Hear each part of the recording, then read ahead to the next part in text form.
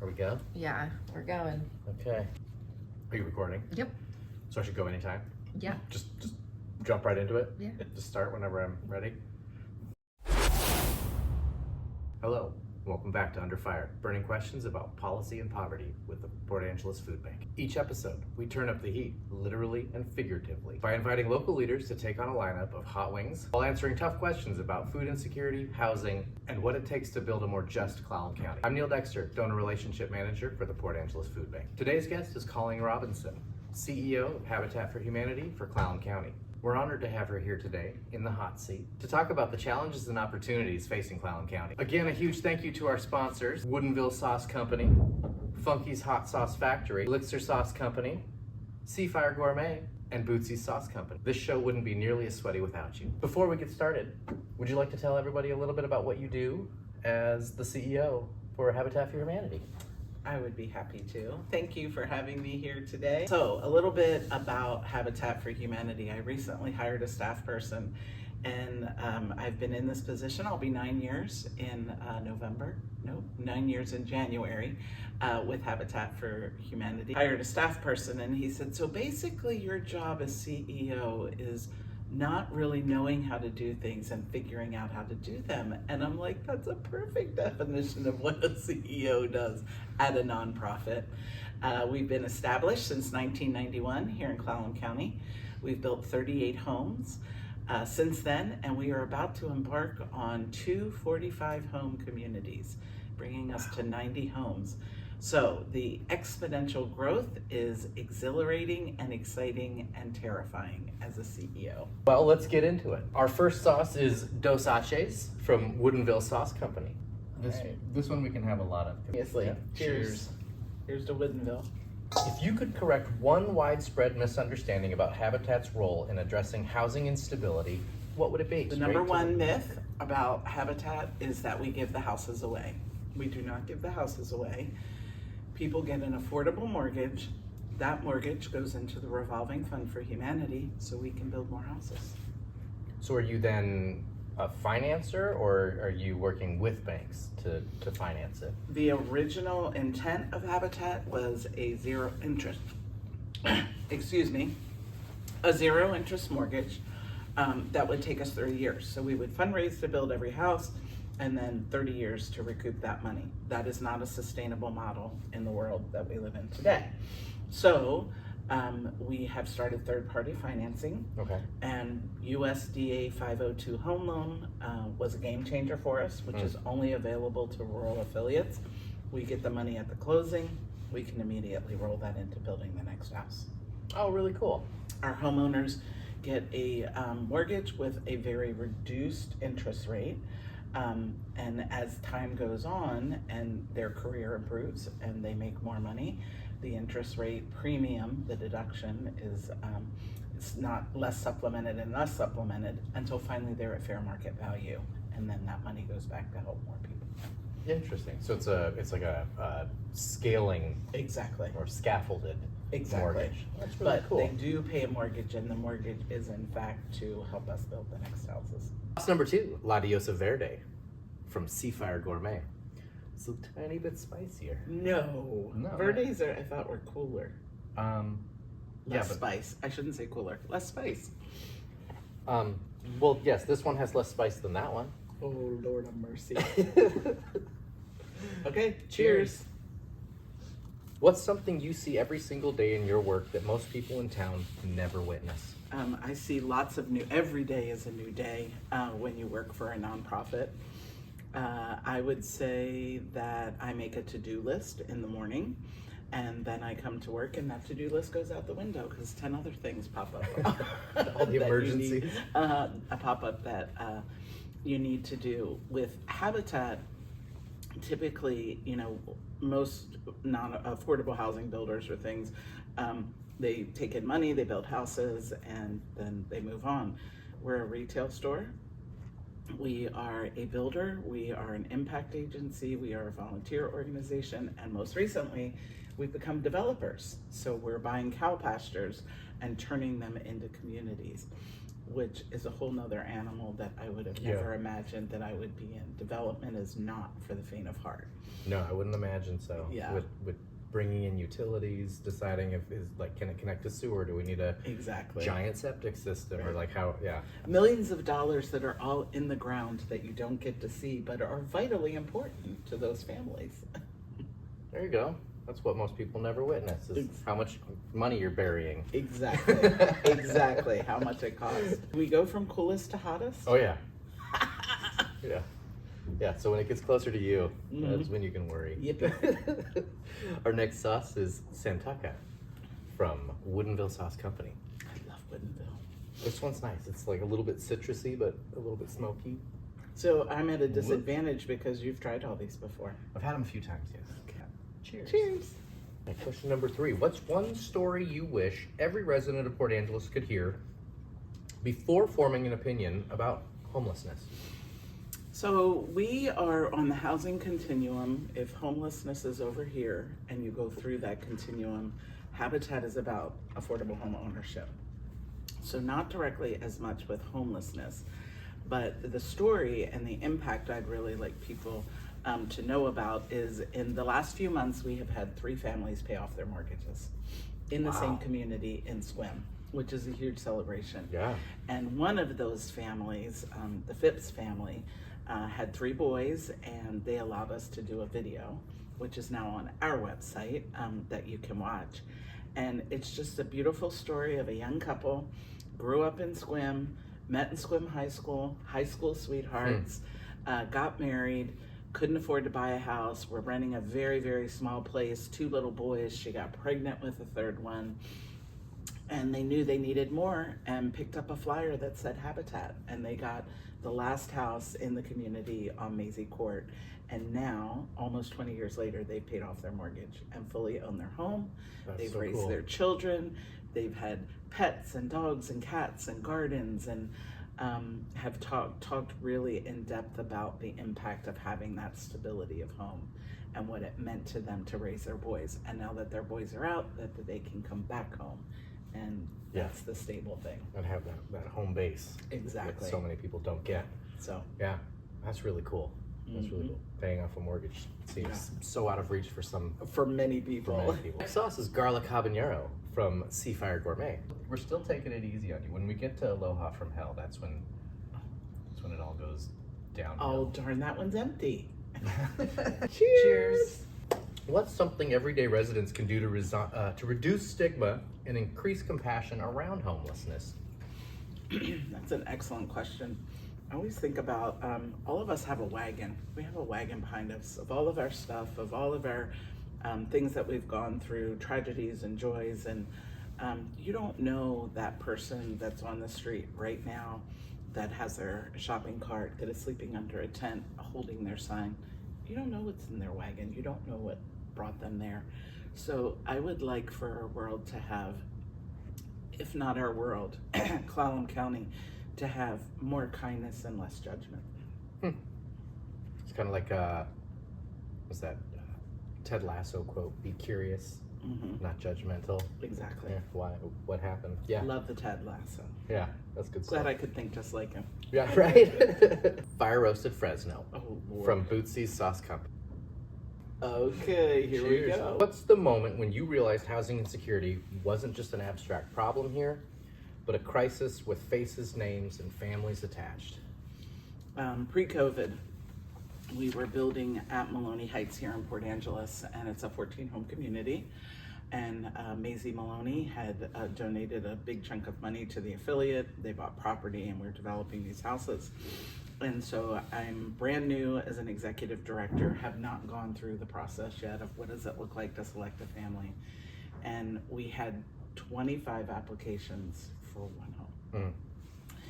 And the majority of those applications, the people were living in travel trailers, either on someone's property, in a parking lot, on the side of the road. That was an eye-opener. 25 people vying for the opportunity for one house. Yeah, there's not enough opportunity, unfortunately. Exactly. Yeah. Exactly. And many of them would have qualified. And to think that they're living in travel trailers, which were meant for vacation, and that was their full-time home. Yeah. Hashtag van life is deceptive sometimes. Exactly, exactly. Children, dogs, cats. Oh. Yeah, big families in a travel trailer. That was hard. We have 3 criteria to qualify for a Habitat home. You have to have a need, so substandard housing. You're living in a travel trailer. You're living in maybe a house infested with mold. Also, you can be cost burdened. If you're paying more than 30% of your income, that's a qualifier for qualifying for our So everyone program. qualifies. Everyone in this room. So paying more than that, and then families doubling up. So a mom and dad is allowing their young, their children and grandchildren to live in their home. Multi-generational. Those are all qualifiers. Okay. You have to have the ability to pay an affordable mortgage, and you have to be willing to partner because you put in sweat equity. Also on the construction site, but we also set our families up for success. We make them go to classes. They have to take classes, so they have to take a financial class, first-time home buyer class, homeowner maintenance class. Really, our Habitat family partners are the most prepared. I didn't have to do any of that to buy my house. Right. And so they have generationally typically been renters. When the hot water heater goes out, they call the landlord and say the hot water heater's out. Yeah. And we want to help them to understand, you're now the landlord. If something goes wrong with your house, you need to have those funds set aside to do that. Right, and have that reserved. So they have to be willing to partner with us, do the classes, do the construction. Now it starts to get a little spicy. Now I'm so excited. Our next sauce is Aloha from Hell from Bootsy's Sauce Company. And they're not lying. Give you Might be needing more milk. Cheers. Here's a good question. How do rising construction costs, zoning restrictions, and land availability collide to make affordable housing nearly impossible without nonprofit intervention? Yes. Okay. The answer is absolutely. Moving on. 25, it's probably the WUI and all of the other things. First of all, I would like our watchers to know that Washington State is now the most restrictive state to build in. We have surpassed California in restrictions, which is hard to believe, but we have. Adds about 25%, and some of those are conflicting. The WUI conflicts with, which is the urban wildlife. They're wanting to prevent forest fires and those kinds of things. WUI stands for something, you know how Washington State loves their acronyms. Oh yeah. And then there's also the code for sustainability, and some of those conflict with each other. Right, If we directly do this, contradict. Right, if Yeah. we do this, then we're not meeting that, and if we do that, then we're not meeting this. So certainly that's an increase. I would like people to understand that even though we are a nonprofit, as a developer, we have to follow all those rules. Yeah. We don't get a pass. Oh, you're nonprofit, you don't have to follow these. Well, So- nonprofits get free money, right? Yeah, wouldn't that be lovely? There's a myth to dispel. Exactly, that is a big myth. But yeah, that we have to follow all the same rules that everybody else does. The permitting process is arduous and exhausting, and I'm a little bit of a get it done now person. And okay, we have a problem, let's solve it, let's go. And our jurisdictions here, they have struggled with enough staffing. They've struggled with new staffing that aren't fully trained. We were the first developer to do a fourplex in the city of Port Angeles. Wow. And so they were learning as we were learning. Right. Yeah. Which can tend to delay things a little bit. Yeah. So, and then delaying time is money. The more we delay, we get that money at the closing, we can roll it into the next one. We're not able to close because we can't get the house done because we're waiting for the next step.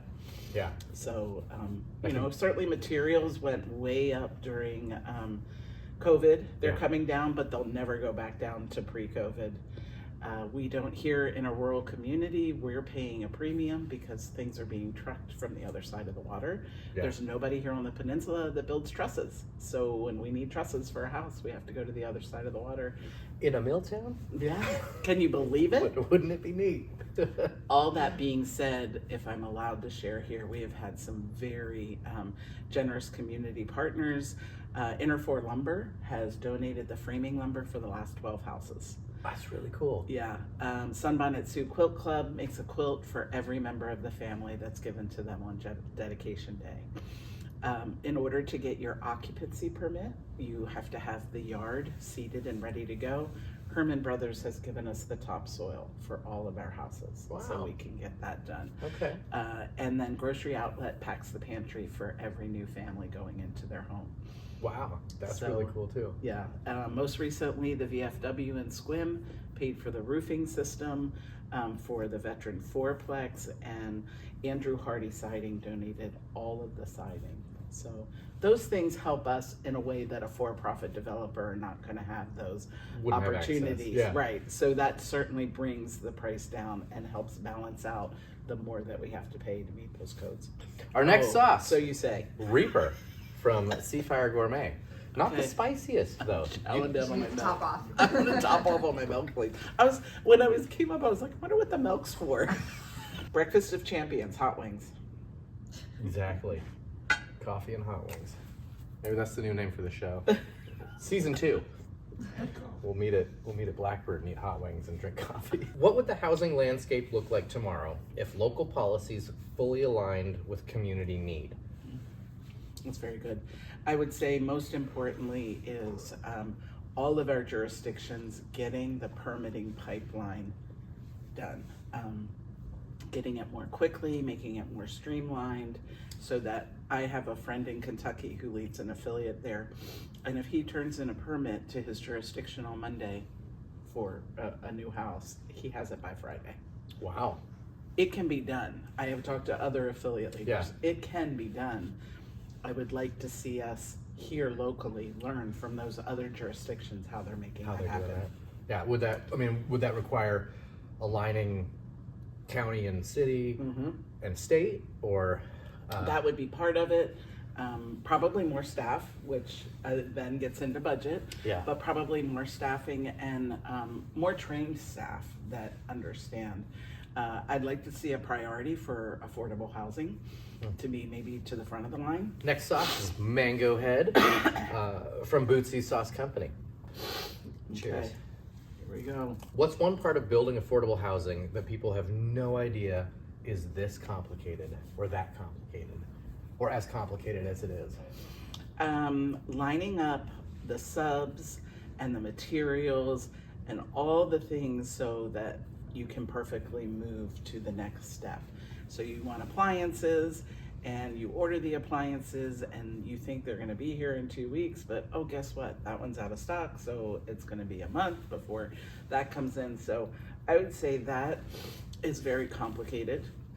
As I mentioned earlier, a Habitat affiliate is pretty, we have a lot of lines of business. Yeah. And it's not just one thing, it's another. And most times we have an annual audit done and they're like, wait a minute, you guys do what? You have a store and you're a developer and you own property and you're building houses and we hold mortgages from our first homes that we built. Definitely getting all the planets to align when you go to build a house. Right, because I would imagine it's a horrible domino effect if one piece thing is goes gone. wrong. Yeah, if this needs to happen so the electrician can come in and do this, Exactly. and the electrician isn't available for another month after that, Right. you miss that day, Right. the whole project is pushed back. Exactly. Oh, that's complicated on the housing side. yeah, that sounds very complicated. Mm-hmm. All right, our Uh-oh. next sauce, Ghost from Seafire Gourmet. The name alone terrifies me. Yeah, this one has no redeeming I'm switching my qualities. wings. Whoops. Oh, whoops, he says.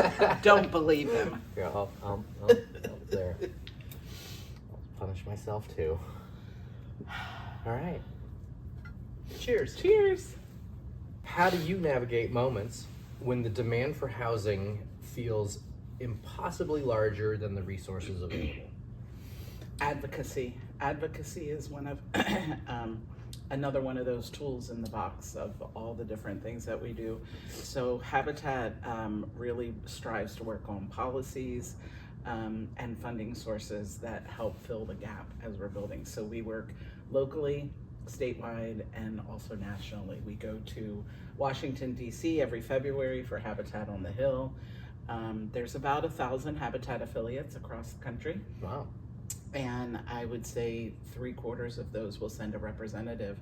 And so we spend a couple of days, we make an agenda of the things that we want to promote or encourage our elected officials, and then we go up on the hill and we visit the offices. And I've had the opportunity to go a number of times, and really the most impactful is when we can take a homeowner, because there can be 6 EDs or CEOs sitting around in an elected official's office, and you have one homeowner, and they want to hear that homeowner's story, and Yeah. that's what they remember. Yeah. We can all say, we need this and we want that Yeah. money and this would really help us, but when they hear that true life story of the single mom who was living in her car with a child, escaping abuse, and then they got into some sort of shelter and temporary housing, and now they're a Habitat homeowner, and they've put themselves through school and they're a nurse.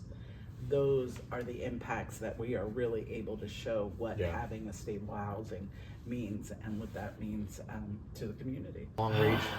Here we go. Last but not least, I can do Scorpion from Seafire Gourmet. Yeah. You can give yourself extra on this one. Okay, thanks. Cheers. This is Scorpion. Scorpion. What's the boldest, most transformative housing solution you believe Port Angeles is truly capable of if we had the courage? I would say waiving permitting fees for nonprofits would be very, very helpful. Hiring more staff that could make the permitting process go faster. That was 2. I was only supposed to give 1.